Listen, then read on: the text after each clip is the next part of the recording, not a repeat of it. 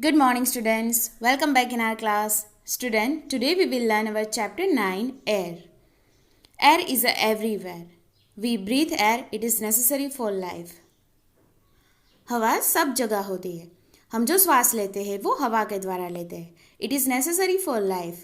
जिंदा रहने के लिए हवा आवश्यक है. It is necessary for all living things including human beings, plants, animals need to breathe air to live. We cannot see air, we cannot touch air, but we can feel air. हम हवा को देख नहीं सकते, छू नहीं सकते, but we can feel air. हम उसको महसूस कर सकते हैं. Student, here one activity is given. You have to do this activity at your home. Okay? Let us make a Japanese paper fan on show in the picture. आपको क्या करना है? एक पेपर लेना है. According to the pictures paper को fold करना है और एक पेपर फैन बनाना है. After that waves the fan in front of your face. Do you feel the air? क्या आप एयर को महसूस कर सकते हो? This is tell us that we can feel air. ये हमें दर्शाता है कि हम हवा को महसूस कर सकते हैं. Moving air is called wind. WIND. Wind का मतलब यहाँ पर होता है पवन. चलती हवा को क्या बोलेंगे? पवन. Moving air is called wind. It blows on one direction at a one time. ये जो वाइंड है वो एक ही दिशा में एक ही टाइम पे चलती है. When the wind blows gently, it is called breeze. BREEZE. Breeze का मतलब यहाँ पर होता है शीत पवन, मंद पवन. जो नॉर्मली पवन चलता है उसको बोलेंगे bridge. What is breeze? When the wind blows gently, मतलब जो पवन है वो कैसे? Gently, धीरे धीरे चलता है. That is called a breeze. Here, when there is a strong wind, it is called a storm. What is storm? STORM. Storm का मतलब यहाँ पर होता है स्टूडेंट तूफान. जोरों से पवन चलती है उसको बोलेंगे storm. When there is a strong wind, it is called a storm. A storm is very harmful. इस टाइप की हवाएं जब चलती है तो इसकी वजह से बहुत सारा नुकसान होता है. It is uproots trees and poles everywhere. सब जगह पर ट्री, पेड़ पौधे सब गिर जाते हैं, खंभे गिर जाते हैं इसकी वजह से, स्टॉर्म की वजह से. So a storm is very harmful. So student, here there are two types of wind. दो तरह के पवन यहाँ पर शो किए गए. The first one is breeze. Breeze का मतलब है मंद पवन, शीत पवन, जो शीतलता से चलता है वैसा wind. And second one is the storm. Storm का मतलब यहाँ पर है तूफान, जोरों से जो पवन फूंकता है उसको बोलेंगे storm. Student, here one fact file is given. The weather cock is a device which tell us the direction of the wind. यहाँ पर जो वेदर कोक है वो क्या दर्शाता है? SWNE का मतलब क्या होता है? ये चार डायरेक्शन के शॉर्ट्स नेम है. South, west, north and east. Weather cock के थ्रू जिस डायरेक्शन में विंड हवा चलती है उस डायरेक्शन में वेदर कोक का जो पॉइंट है वो शो करता है. सो this is the one fact file is given here. Now student, let's see the air occupy space. Students, in this chapters there are three experiment given here. Let's see the first one. Air occupies space. हवा क्या करता है? हवा जगह रोकता है. Let's see the first experiment. Take a balloon and a glass. Put the balloon inside the glass. Can you put it inside easily? आपको क्या करना है? एक empty ग्लास लेना है और empty balloon लेना है. क्या आप वो ग्लास के अंदर बलून डाल सकते हो? Yes, we can put it inside the glass easily. Now on the second step, blows air into the balloon and make it as big as you can. Try to put it into the glass again. फिर उसी empty balloon के अंदर आपको हवा भरनी है और उसके बाद ट्राई करनी है ग्लास में वो फूला हुआ बलून को डालने की.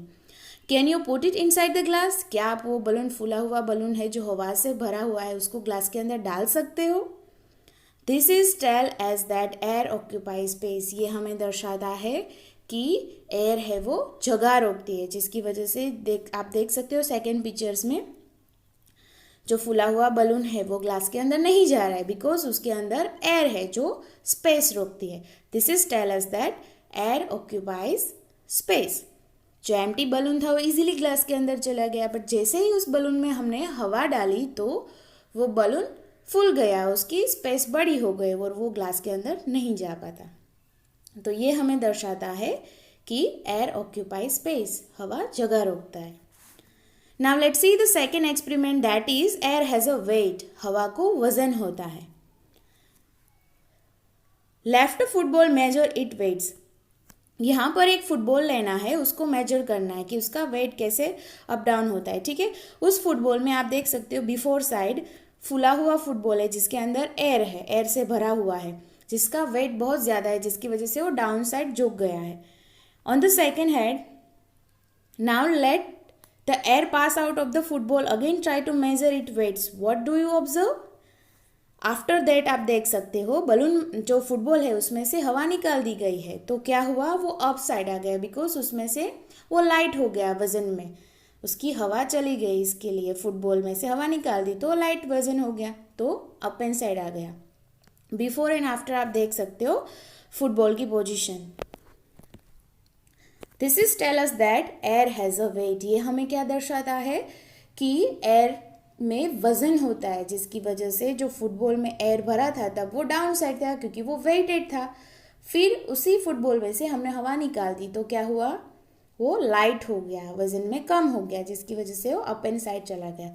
सो this is tell us that air has a weight. ये हमें दर्शाता है कि एयर में वजन होता है. Students, now let's see the third experiment, that is air is a necessary for burning. यहाँ पर क्या करना है, कैंडल लेनी है, कैंडल जला के उसके ऊपर एक ग्लास रखना है. After that the candle goes of when it is covered by a glass. उसके बाद आप क्या देखते हो, जैसे ही आप जली हुई कैंडल्स पे ग्लास रखते हो तो after that the candle goes off, candle बुझ जाती है. This is tell us that the air necessary for burning.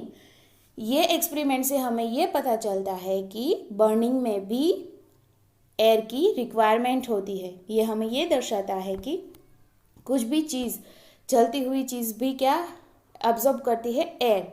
This is tell us that air necessary for burning. So student, here in this chapter there are 3 experiment given here. The first one is air occupies space. Air जगह रोकता है, balloon वाला experiment. And the second one is air has a weight. हवा को क्या होता है, वजन होता है, फुटबॉल वाला experiment. And this is the third experiment, air is a necessary for burning, candle वाला एक्सपेरिमेंट. ठीक है, बर्निंग के लिए क्या चाहे, एयर की रिक्वायरमेंट होती है. Air is a necessary for burning. Student, here one think aloud is given. What if there was no air? What would happen? अगर air नहीं होती तो क्या होता? Think aloud. Now let's see the uses of air. Air is useful to us in the following ways. We need fresh air to breathe. हम श्वास लेने के लिए, जिंदा रहने के लिए all living things को क्या required होती है? Air. We need fresh air to breathe. Breathing में हम जो एयर लेते हैं वो ऑक्सीजन होता है और जो निकालते हैं वो कार्बन डाइऑक्साइड होता है.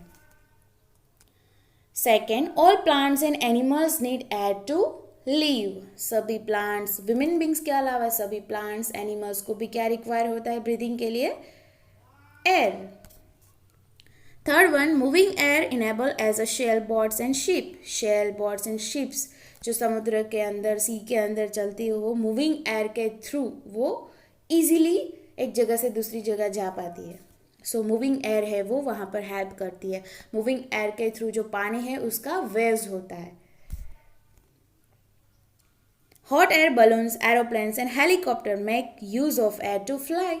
बट ऑब्वियस है, आसमान में जो helicopters, hot air balloons and helicopters, aeroplanes जो फ्लाई करते हो किसकी वजह से करते हैं? एटमॉस्फेयर में एयर है उसकी वजह से वो इजीली फ्लाई कर सकते हैं.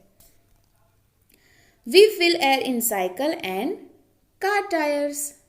हमारी जो साइकिल्स होती है, कार टायर्स होते हैं, उस सब में, बाइक के टायर सब के अंदर क्या होता है, ट्यूब होती है, वो ट्यूब में एयर होती है जिसकी वजह से वो इजीली रन करता है टायर.